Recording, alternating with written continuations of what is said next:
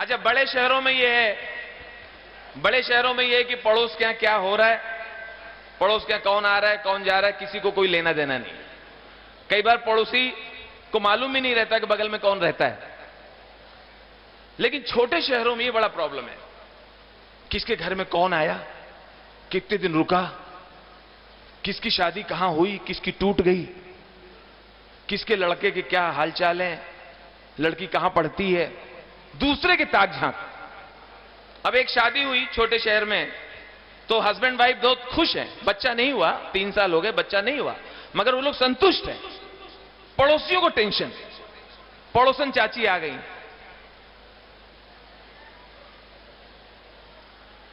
अरे भैया कुछ नहीं हुआ, कितने साल हुई गए, 3 साल, कुछ नहीं। फिर भैया वंश कैसे आगे बढ़ी, वंश तो बढ़े चाहिए।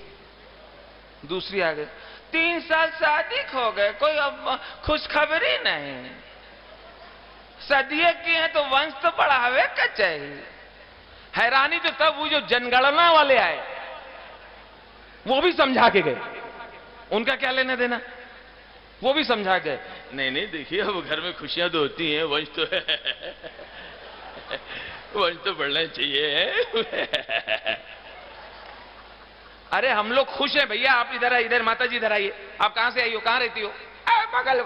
माता जी हम लोग खुश हैं, हमें कोई परेशानी नहीं है, हम लोग संतुष्ट हैं, 125 करोड़ लोग हैं इस देश में, वंश कैसे बढ़ेगा, वंश कैसे बढ़ेगा, क्या जो आने वाला आएगा अगर मैं वंश बढ़ाऊं तो क्या क्या गारंटी है कि सब लोग उससे बहुत खुश होंगे, वो बहुत सफल होगा, वो बहुत देश के लिए अच्छा सोचेगा। वंश तो राजीव गांधी ने भी बढ़ाया था।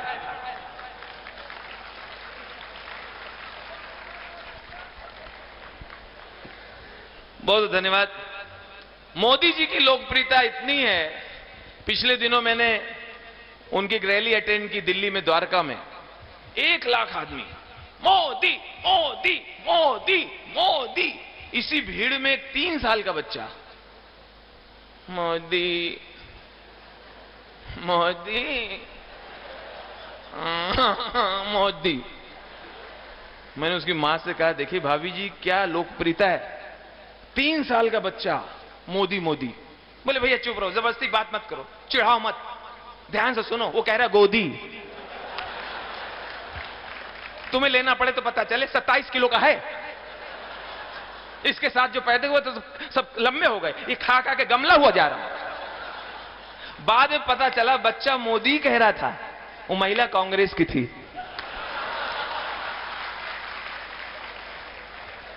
पिछले दिनों चाइना के राष्ट्रपति आए थे और सीधा अहमदाबाद उतरे। अहमदाबाद में चाइना के राष्ट्रपति, नाम मालूम नहीं, इन लोगों का तो जो नाम रख दो लोग मान लेते हैं, शिंगपिंग ठंग, शिंगपिंग बेढंग। तो मोदी जी और चाइना के राष्ट्रपति दोनों झूला बैठे हुए झूल रहे थे, आपने न्यूज में देखा होगा। तो झूला झूलते झूलते मोदी जी ने कहा, मिस्टर जिनपिंग जी, आप हमें ये गारंटी दीजिए कि चाइना की सेनाएं हमारे हिंदुस्तान की ओर रुख नहीं करेंगी, आप हमें गारंटी दीजिए। वो क्या बोला, चाइना माल है, चाइना माल है, गारंटी नहीं।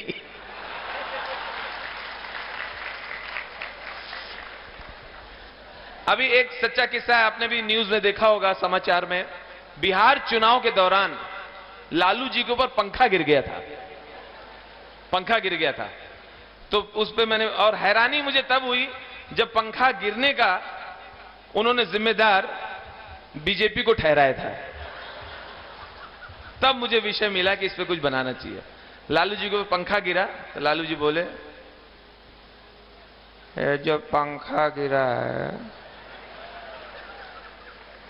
ये नरेंद्र मोदी गिरा है, अमित शाह बांधा है, तभी पंखा गिरने से पहले हमको ढूंढता रहा, जब देखा यही ललवा मेरे कपारे पे गिरा। पंखा गिरा वो दुख नहीं है, दुख ये हथुआ पे गिरा है, अगर जोर से लग जाता तो हमारा तो नाम है उल्टा हो जाता, लालू से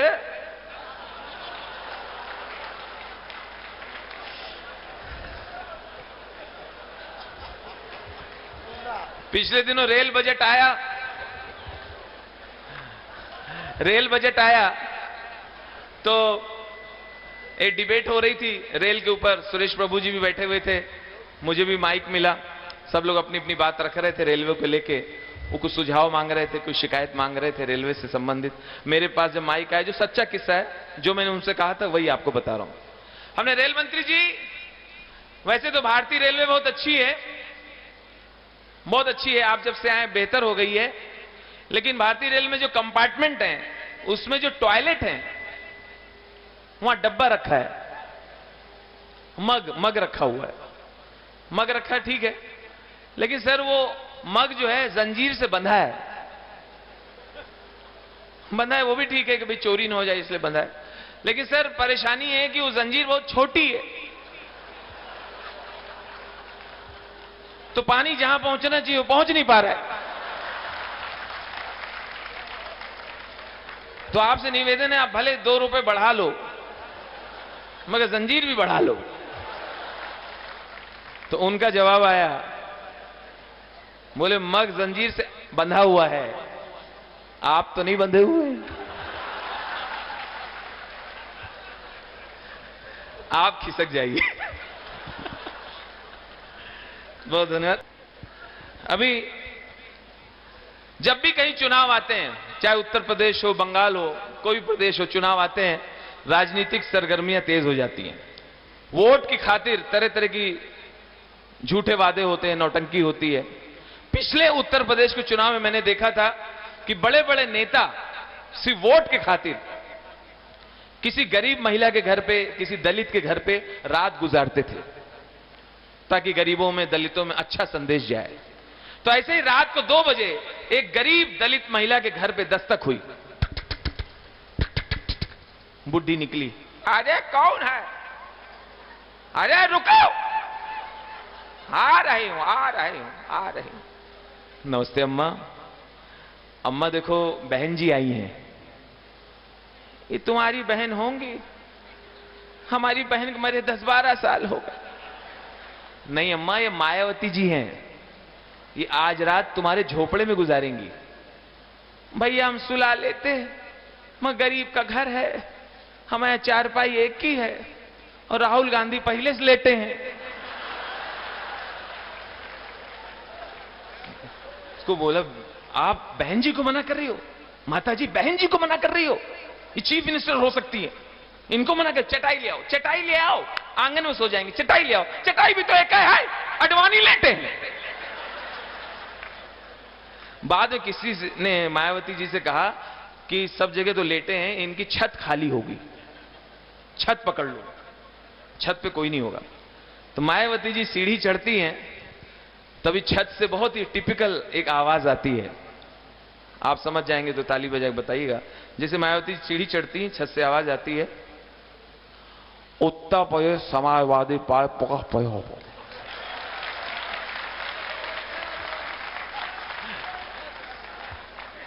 उत्तर प्रदेश विधानसभा पर मौत थी, हमें विधानसभा पर मौत थी, हमें उत्तर प्रदेश लखनऊ के प्रदेश सोचा वहा हमें वाकई हमारे अखेर हमारे लगा अखेर उत्तर प्रदेश काम कर।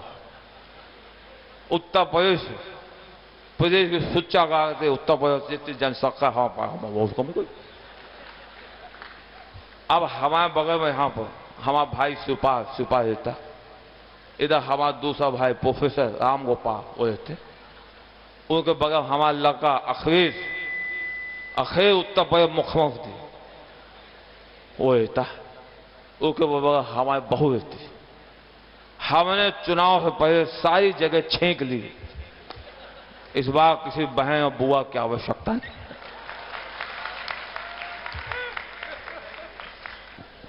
बहुत शुक्रिया। एक दर्द मैं अपने एक आइटम में प्रस्तुत करूंगा और फिर आपसे आशीर्वाद लेके इजाजत लूंगा। कंगारू।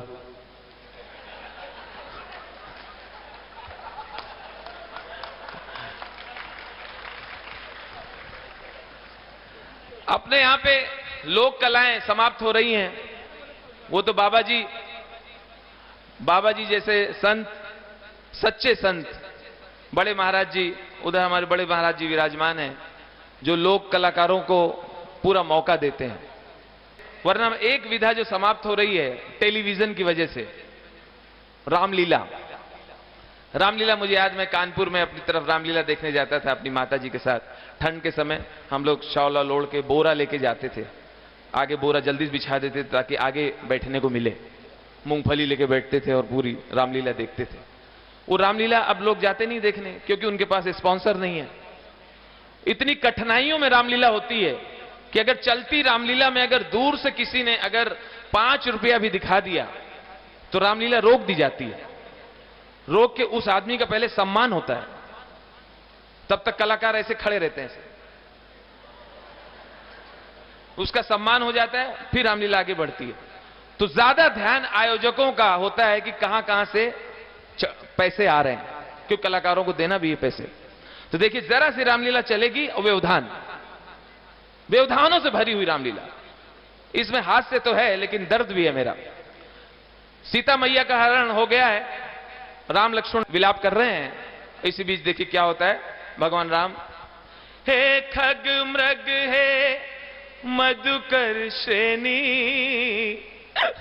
तुम देखी सीता मृग नैनी। हे खग मृग, आवश्यक सूचना सुनिए, पांडाल में गैया घुसाई है, इसको भगा दीजिए। इसकी पूंछ पे कनस्तर का डब्बा किसी ने बांधा है। इस प्रकार से न करें, लीला में सहयोग करें, लीला में व्यवधान उत्पन्न होता है। प्रेम से बोलिए सियावर रामचंद्र की। हे खग मृग है मधुकर श्रेणी, आवश्यक सूचना सुनिए। अभी जब आरती की थाली घुमाई गई थी, कुछ लोगों ने उसमें खोटे सिक्के डाल के अच्छे सिक्के उठा लिए हैं। इस प्रकार की कार्यवाही ना करें। हे खग मृग है मधुकर श्रेणी, आवश्यक सूचना सुनिए। परसों रावण जलाया जाएगा, बच्चों को दूर रखें, बुजुर्ग नजदीक जा सकते हैं। हे खग मृग है मधुकर श्रेणी, आवश्यक सूचना सुनिए। पिछले वर्ष जब रावण जल रहा था, किसी कमीने ने फायर ब्रिगेड को फोन कर दिया, वो लोग आकर आग को बुझा गए थे। इस प्रकार की कार्रवाई लेकर लीला में सहयोग करें। बोले सेवर रामचंद्र की। हे खग मृग है मधुकर से। अच्छा, इनके रामलीला के बीच में बत्ती जरूर जाती है। मेरे इस प्रोग्राम के बाद आप जरूर अपनी तरफ से जब भी ऐसा हो रसीद जरूर फड़वाएं और समय दें। तो देखिए, अब वहां पे इनके रामलीला में जनरेटर नहीं होता। जनरेटर नहीं होता तो बत्ती जाती है। बत्ती जाती है तो बत्ती आधी चौपाई लेके जाती है। किस तरह बत्ती जाती है? हे खग मृग है मधुकर श्रेणी। लाइट चली गई। अब स्टेज के पीछे वहां अफरा तफरी में। एक सेकंड भैया, एक सेकंड यहां खड़े रहो। एक सेकंड, अरे यार कौन घुस रहा है इधर? भैया चीफ साहब, चीफ दरोगा जी, यहाँ 2 कांस्टेबल खड़े कर दो, इधर लौंडे घुस रहे हैं। एक सेकंड, अरे रावण मुकुट संभालो, लौंडे लेके भाग रहे हैं यार। सीता बीड़ी फेंको, इधर बैठो। एक सेकंड, अब इतने में बत्ती आ गई। बत्ती आ गई तो ये लोग इतने सीधे होते हैं, सिंपल होते हैं, जो बात छुपानी चाहिए वो बता देते हैं। बंधुओं, मैं रामलीला कमेटी का अध्यक्ष बोल रहा हूं। अभी जब बत्ती गई थी तो कुछ लोगों ने मुझे 2 झापड़ मारे। पिछले वर्ष 1 मारा था। इस प्रकार से कार्यवाही बर्दाश्त ना होगी। लीला में सहयोग करें। पीछे थाली में पैसे गिने गए, चढ़ावा देखा गया, रसीद देखी गई तो बहुत कम थे। ये वक्त कलाकारों को मिलेगा कैसे? रावण तो पहले भड़क गया। नहीं, 3 साल का बाकी। हिसाब क्लियर करो, फिर मारो ना मारो, हम खुद ही मर जाएंगे। अब हुआ कि पैसे आ नहीं रहे, क्या करें? किसी ने कहा कि फिल्मी गाना बजाओ, फिल्मी गाना बजाओ, लोग पैसे देंगे। बोला मरवाओगे रामलीला में फिल्मी गाना कैसे? बंद करवाओगे? परमिशन भी नहीं मिलेगी अगली बार। अरे यार, रावण का दरबार लगा दो ना, रावण तो देख सकता है ना, रावण पापी है। रावण को जगाया, उठो उठो, तुम्हारा नंबर आ गया। अच्छा, मुकुट उकुट पहन के आया। मैं लंकेश, मैं ही ब्रह्मा, मैं विष्णु, मैं महेश। मन अप्रसन्न हो रहा है, नर्तकी प्रस्तुत की जाए। जब छाए मेरा जादू कोई बच न पाए, मुझसे तुम टकराना ना, आके यहाँ पछताना ना। 11,000 रुपए का पुरस्कार यहाँ के विधायक की तरफ से, 51,000 रुपए पुरस्कार यहाँ के सांसद की तरफ से। अब लीला यही समाप्त होती।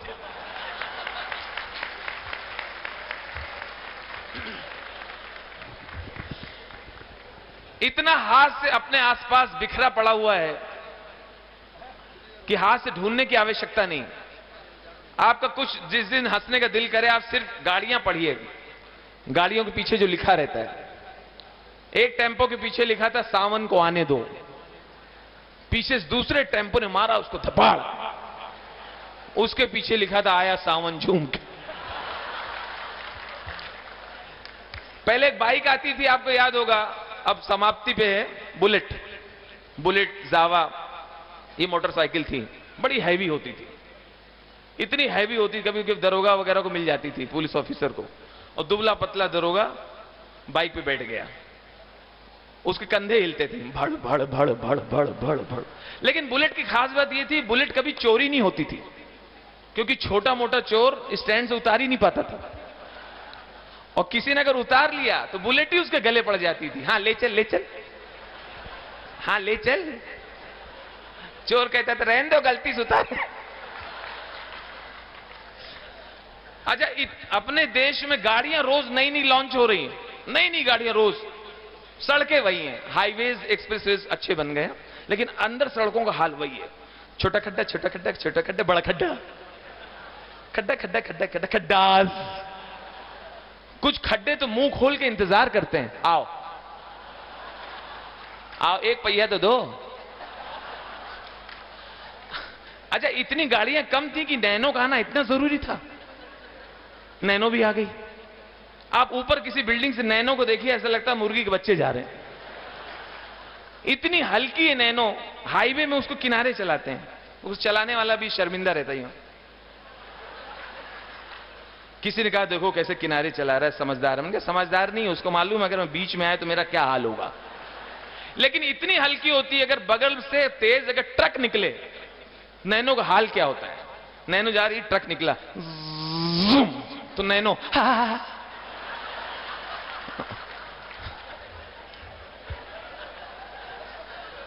आर्मी वालों का ट्रक निकला 32 टायर का, तो नैनो तो जाओ ना।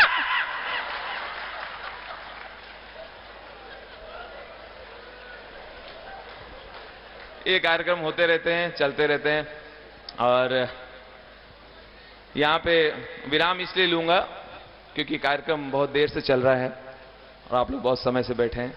ये प्यार और आशीर्वाद देने के लिए बहुत बहुत धन्यवाद, बहुत मेहरबानी। एक बार जोरदार तालियों से राजू श्रीवास्तव जी को बधाई दें।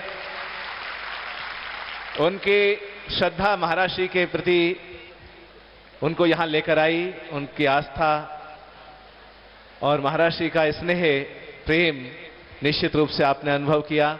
मित्रों, क्योंकि हमारे आदरणीय वेद प्रताप वैदिक जी जो प्रसिद्ध पत्रकार और साहित्यकार हैं, हिंदी के विद्वान हैं, वो इस मंच पर विराजमान हैं। मैं उनको सादर आमंत्रित कर रहा हूं। वैदिक जी 2 शब्द बोल दो। एक बार जोरदार तालियां हमारे वैदिक जी के लिए। ये न ओज के कवि हैं, न ये हास्य कवि हैं, लेकिन एक बात आपने देखी होगी, बहुत से लोग बोले बाबा जी राजू श्रीवास्तव वो तो बवाल है, आपने यहां कुंभ में बुला लिया। अरे मैंने कहा वो बवाल नहीं वो कमाल है। बहुत बहुत अच्छा आपने आज प्रस्तुति दी और किसी भी तरह का कि कोई शिकायत का मौका नहीं दिया, क्योंकि ये सच कह रहे हैं, क्योंकि आज शिखा ने इनकी शिखा बांध रखी है। तो इनकी धर्मपत्नी शिखा है और बहुत ही सुशील, बहुत ही एक आदर्श महिला है वो। एक बार उनका भी बहुत बहुत अभिनंदन है। आदरणीय वैदिक जी आशीर्वाद के दो शब्द कहेंगे। बड़े विद्वान और बड़े हमारे देश के गौरव हैं। एक बार जोरदार तालियां हमारे आदरणीय वैदिक जी के लिए और आशीर्वाद के दो शब्द सबको संबोधित करें। आदरणीय स्वामी जी महाराज, बड़े स्वामी जी महाराज, सभी सन्यासीगण को बहुत ही विनम्रतापूर्ण प्रणाम करता हूं और मेरे उपस्थित कलाकार बंधुओं, ऐसे अद्भुत काव्य पाठ करने वाले, और राजू श्रीवास्तव जी से तो पुराना परिचय है, लेकिन साक्षात उनको आज सुना और मुझे तो ये लगता है कि उनकी जो विधा है, जिस तरह से उन्होंने सबका मनोरंजन किया, वो कई बार बड़े से बड़े उपदेशों से भी अधिक आनंददायक होता है, क्योंकि आप सब अपने आप को भूल जाते हैं। आज उन्होंने ऐसे किस्से सुनाए कि घंटा भर पता ही नहीं चला कि कहाँ निकल गया। और मोक्ष क्या होता है? मोक्ष यही तो है कि समय के बोझ से आप ऊपर उठ जाएं। तो आज बहुत सुंदर आयोजन हुआ। गजेंद्र सोलंकी जी, परवेज जी और आप सब, बहुत बढ़िया काव्य पाठ, देशभक्ति की गंगा बह गई। ये क्षिप्रा तो हमारी पुरानी नदी है। मैं पिछले 60-65 साल से आता रहा हूं यहाँ, 70 साल पहले भी आया हूं। 70 साल पहले आए थे तो आप हो कितने साल के?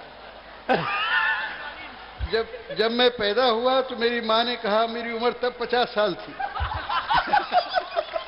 ऐसा आप कभी आज हास्य को भी हो गए।